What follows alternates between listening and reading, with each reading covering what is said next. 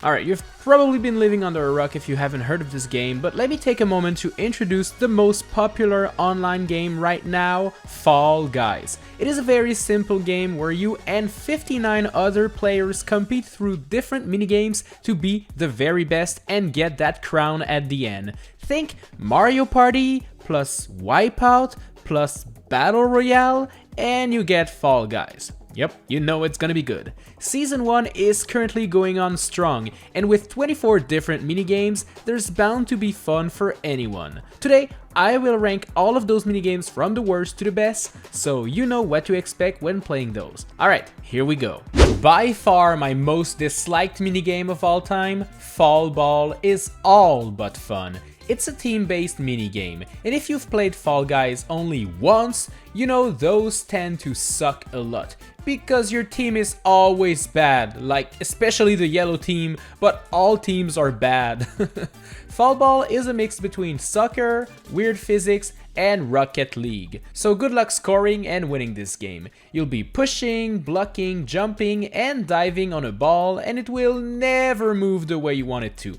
My only way to be good at Fall Ball is to just wait for the ball to fall from the sky after somebody scored a goal, and then I jump and I hope for the best. I really hate this game. Hoarders is yet another team-based minigame involving pushing balls. 3 teams compete to push as many balls as they can inside of their zone, and they have to keep them there for as long as possible. Obviously, the physics of Fall Guys make this very simple task super confusing and complicated, and a little bit frustrating too.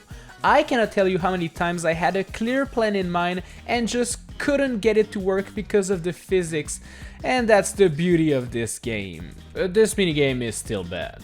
Tiptoe wants you to simply get from one side to the other, but all of those tiles are either solid floor or they vanish and you fall down to your doom. There's no clear way to tell which way is wrong and which one is right, so everybody usually stands around and waits for one brave soul to make the ultimate sacrifice and clear the path for others. That's my main gripe with this minigame. All the times I tried to be the one to clear out the path, I lost. But every time I just act like a complete baby chicken and wait for other people in front of me, well, I usually qualify. Yup, this game is actually rewarding being a coward.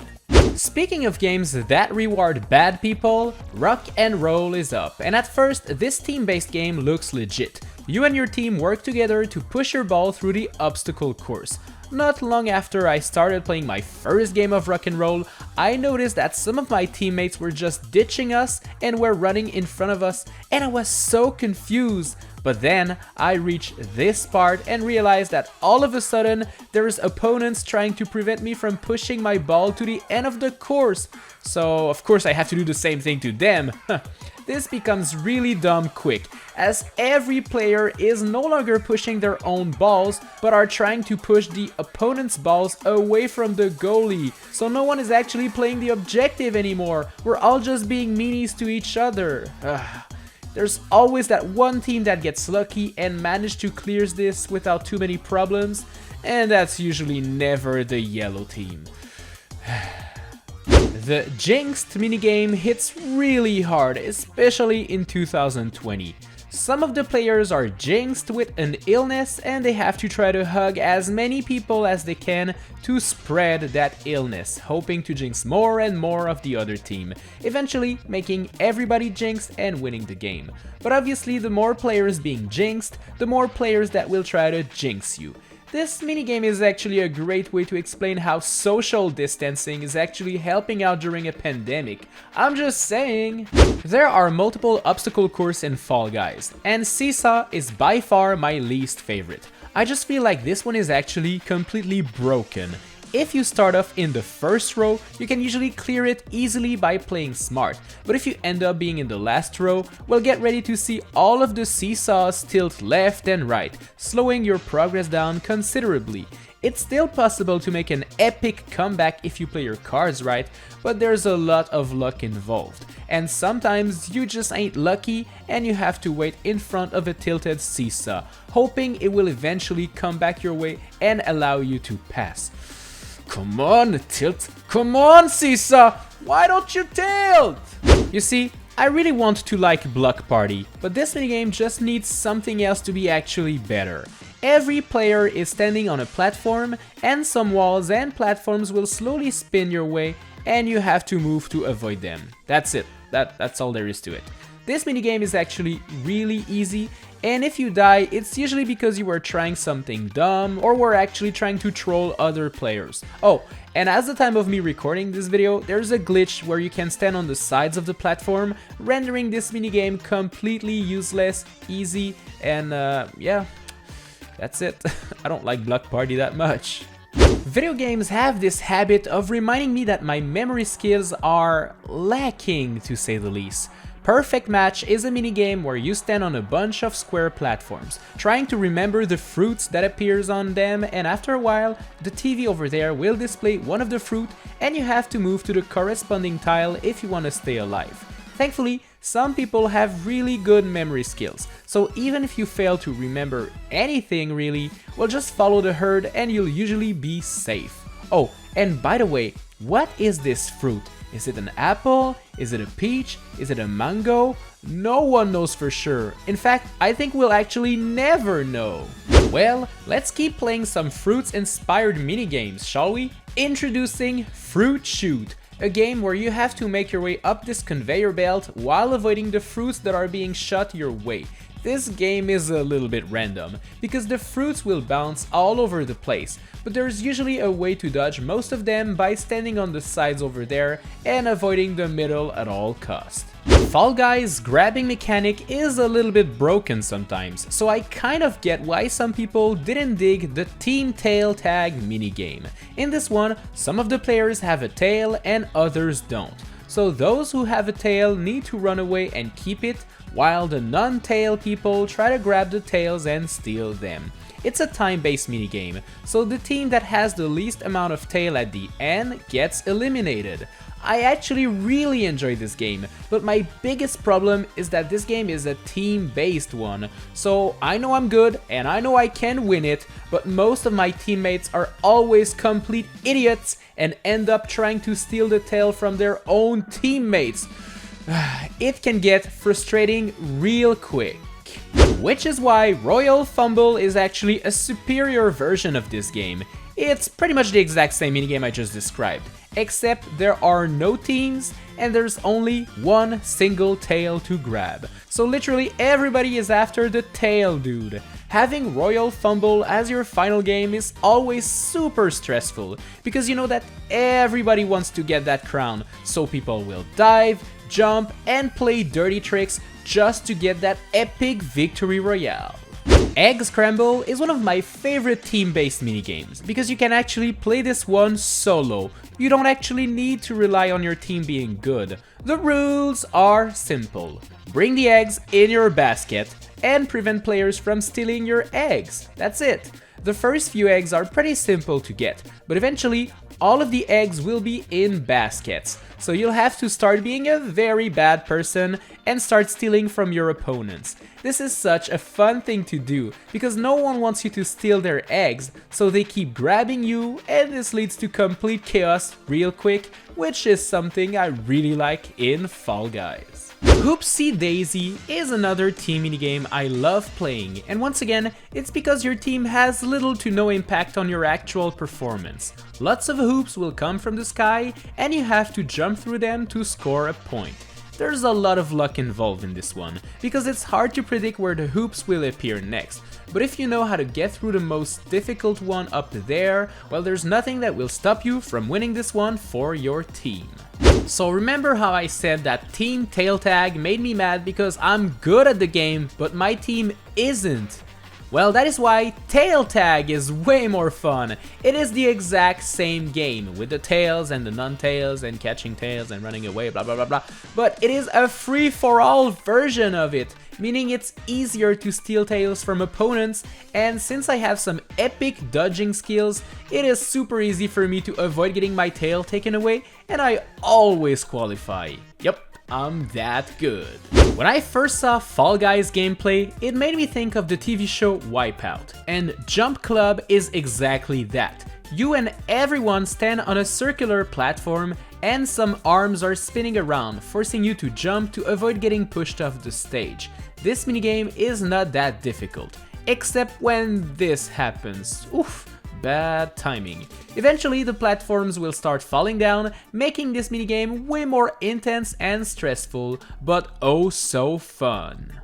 Obstacle minigames are amongst my favorites, and Gate Crash is an actually really fun one. You have to make your way to the end by avoiding the walls that keep popping up in front of you. Those walls move up and down, so the timing needs to be right if you want to make it to the end. Especially this final one over there, where you're actually sliding on the pink slime and you have to dive to make it out alive. Timing is all that is needed to win this game, and the only reason it's not higher on the list is because it's actually way too short. Give me more gates to crash, my dude! DoorDash has arrived, and no, I'm not talking about the food delivery service. Nope, your food is not there yet. I'm talking about this obstacle course where there's tons of doors in front of you and you have to dive into them, hoping that the one you dive into is a door and not a wall. This game is actually rewarding you for being lucky.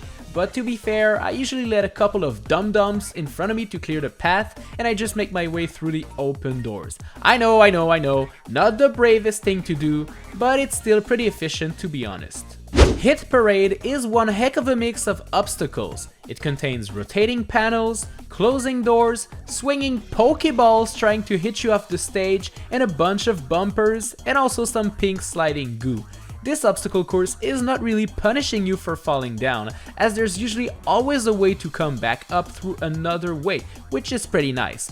With a bit of luck and a lot of skills, you'll reach the end without a problem. Rollout is a survival minigame where you have to stay alive by moving on those rolling cylinders that have holes, walls, and bumpers on them. This minigame is usually not too difficult if you play it safe and move in between 2 or 3 different cylinders. If you start jumping above pits and waiting until the very last second to move out of danger, it can get more difficult and you might end up falling down and losing. Just play smart and be careful. Dizzy Height is one of my favorite obstacle courses to get. It contains spinning circular platforms, forcing you to follow the arrows and to run in the right direction. But it also features those giant balls that you have to dodge by moving left and right and hiding behind those walls. It's such a fun one and can be quite stressful, but I love it that much. Foul Mountain only appears in the last round of a game, and that's because to win, you have to collect the crown that awaits you at the end of the obstacle course. Get ready to dodge falling balls, move through spinning walls, and avoid those deadly hammer-like thingies, and if you're lucky enough, you'll be able to move your way up the hill and get that epic dub. Yay! I actually did it! Oh my gosh, I won! The Whirligig is next, and this obstacle course is completely insane. It features lots of deadly spitting blades that will keep pushing you into bouncy walls if your timing is just slightly off. This blade in particular is quite deadly, as it moves so fast that avoiding it is almost completely luck-based. But even if it hits you off the platform, you can usually save it if you're being lucky. If you fall down, don't worry, as you can always try again, which is something I cannot say for my next pick. You guessed it, it's Slime Climb, the most unforgiving obstacle course of them all, but it's also the best one in my opinion. Don't waste any minute while making your way to the top, as there's pink slime that keeps rising and eating up the level as you play. If you end up touching that slime, you're eliminated immediately. This level contains all sorts of obstacles that are just there to push you off into the slime and get rid of you quickly. To be honest, Slime Climb is not about being the first one to clear it. It's literally about being able to clear it, which is way easier said than done. Well, here we go, the final minigame on this list, my favorite one, Hexagon. This minigame is so simple, yet so effective, as all you need to do is to survive for the longest time. Every single one of those hexagonal platforms disappear as soon as you set foot on them, so you'll have to keep moving to stay alive the longest. Obviously, every player shares the same platforms, so as more players fight to survive, they leave less floor for other players to stand on, making it super difficult. This minigame is actually a gauntlet, and winning it feels so satisfying, but be ready to fall down and lose a lot of times before mastering this very difficult game. Thanks a lot for watching this video, I hope you enjoyed it, and if you did, subscribe, hit the bell, and give this video a like as it helps me out a lot. If you want to see more Fall Guys, well, check out my live streams of this game as I play it a lot. Tap the cards on screen right now for more videos, and I'll see you in the next one.